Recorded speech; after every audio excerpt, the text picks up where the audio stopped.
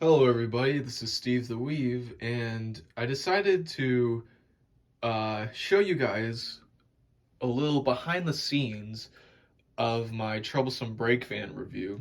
Just because I built this set, and I thought before I take it down, I should show it off a little bit to you guys and see if you guys would be interested in knowing some background info on the video.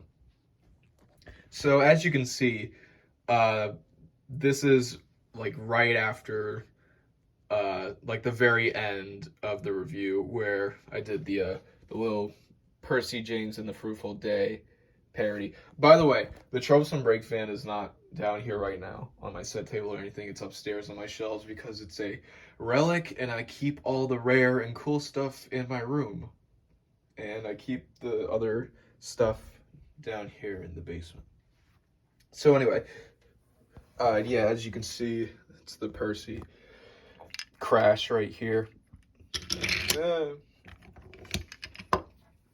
And this if you know, obviously this review is based on Wooden Railway Reviews, aka Rob, and his channel, just because his reviews are just such an inspiration for a lot of content creators. His reviews are on a whole nother level. Like they're very high quality and very well made. Now obviously I can't match the high quality of it with the skits and everything, but my set is definitely based on some of his older videos.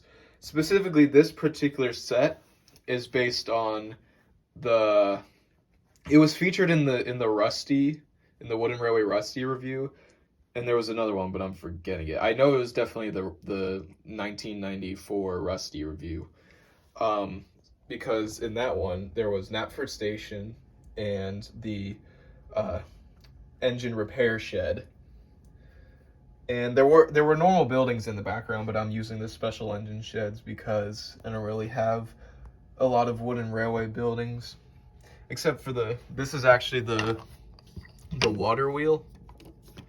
And I turned it away because you're not supposed to see the wheel, so it just looks like it's mostly just to fill the background, because obviously it doesn't match the engine sheds. It was mostly just to fill the background.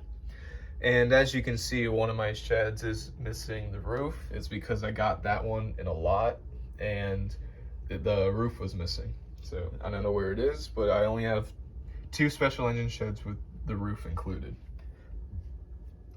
Here's a little fence to just once again fill the background. Didn't really know. Originally I was going to put it like right here, but I was like, that doesn't really make any sense, so I just put it towards the background.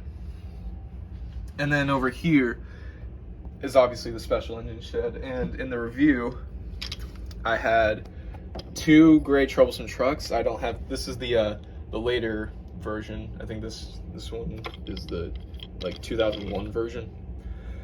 I had the 92 version on here as well, but once again, like I said, that's in my room on my shelves because it's a much rarer item.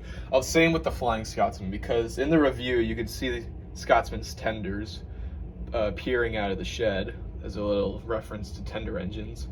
But once again, Flying Scotsman is also up on my shelves in my room. So across from that is the breakdown train. I decided to have the breakdown train here because that was also in the Rusty review from Wooden Railway Reviews. So I decided to include that as well.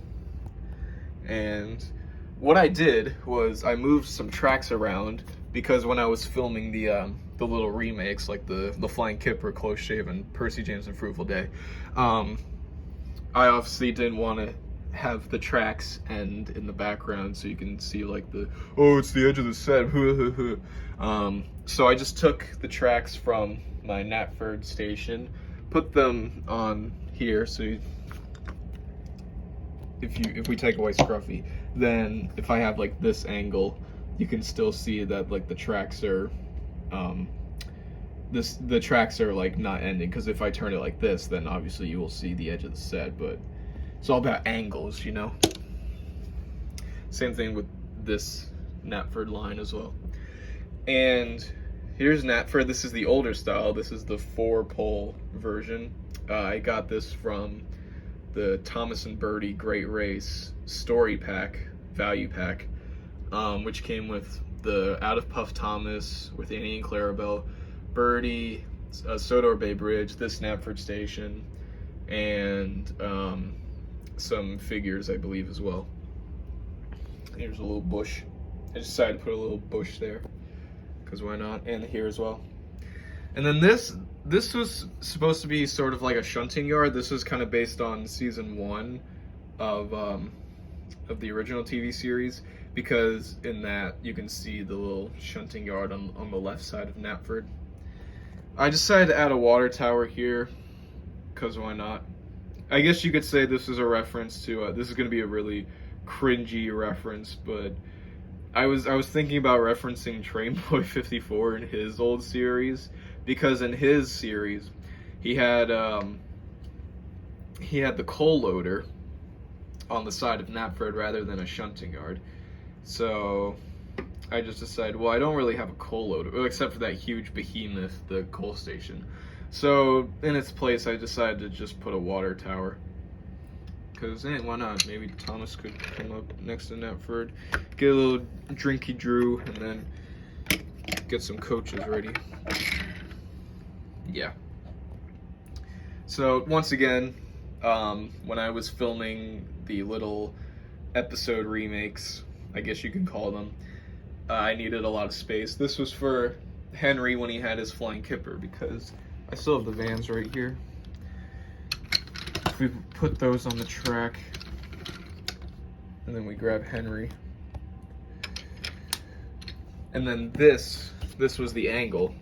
I wanted Henry to be off screen, and I'd have to like move him along, and the track had to be long enough so that I can keep the whole train on the track, because if I didn't have enough track here, then the train would get stuck, and that would be very poo-poo. Another thing that I did, these buffer stoppers weren't here. I originally had these curves, and I put them on here so that, once again, when I'm filming the remakes, Henry can keep going. You would still be seeing this, but Henry would be going, and then I can stop them here, and as you can see, the train is off screen. So that's why I use those curves. Movie magic. So yeah, if you're filming a shot that is staying static and you want to have a train pass by, but your set is really freaking small, make sure you have a lot of track. If you're doing a long train, make sure you have a lot of track that will let your train continue to move without stopping. Because if I had the buffer stopper here, and it would go, and then you get stuck.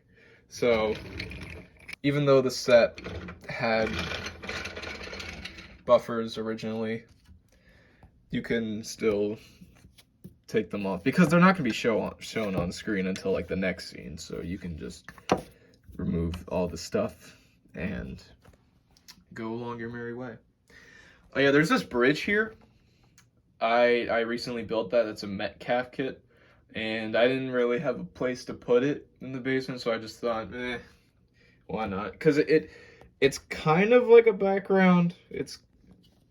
I mean, a little bit. It blocks the edge of the set, kind of, but in some shots you can still see that thing over there. Because originally I was thinking about filming it this way, like the whole review this way, where everything would be coming from the right side. But from my seat and the direction that I'm facing, it's outwards like this. So it would make more sense if the engines were facing this way, coming from the left. And what else? Here's the Sodor Railway repair that was in that one shot. Gordon was here as well. And in one shot, you can see him move away. Because in Robert's old reviews, he would have some background movement to convey that's an actual, like, running railway, like a fully functioning railway. So imagine the Brakevan was right here. Gordon would just, all I did was grab him by the magnet and slowly pulled him away to make it feel like he's leaving the station. If you can't tell already, I don't use strings because I'm lazy. I might do it one day, but not really anytime soon, because I might be going back to Tomy. I'm gonna take all this down and I'm gonna build a Tomy layout because I feel like that's what you all want. The windmill. I just decided to have a windmill in the background once again to fill the void, and a little tree as well. Even though I don't think you really... Could you see the tree? A little bit, if you had it like that. Right through there. You could kind of see the tree. And the windmill a little bit.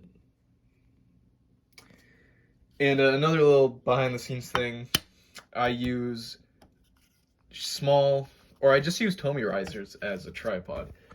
So, if we put my camera down... And there you go. That's my tripod.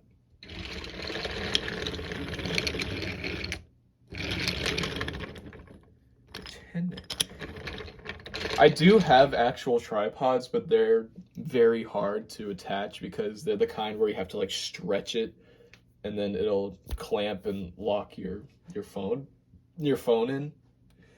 But I don't really feel like doing that because these Tomy risers, it's adjustable. I can do whatever height I want, and they get the job done. So I think that's pretty much it for the set of my Troublesome Brakevan review. If I do plan on doing other reviews in the future, then I will build other sets, but I still had a hard time coming up with what kind of set I wanted to do. I was thinking of doing just a shunting yard entirely, like not having Knapford or any of the sheds. I was planning on having a full-on shunting yard, but I was like, eh. It would have worked, but at the same time, there would be a lot of clutter, and it would probably take away the main focus. That was the item that I would be talking about. So I decided to go for one where it's still kind of like a siding or a shunting yard, but there's nothing like very distracting in the background on account for the engines and the sheds back there. But I still really like this set. It's good for what it is. So yeah, if you have any other questions about the filming of the review, leave it in the comment section below. And that's pretty much it. So thank you all for watching. Comment, like, and subscribe, and I'll see you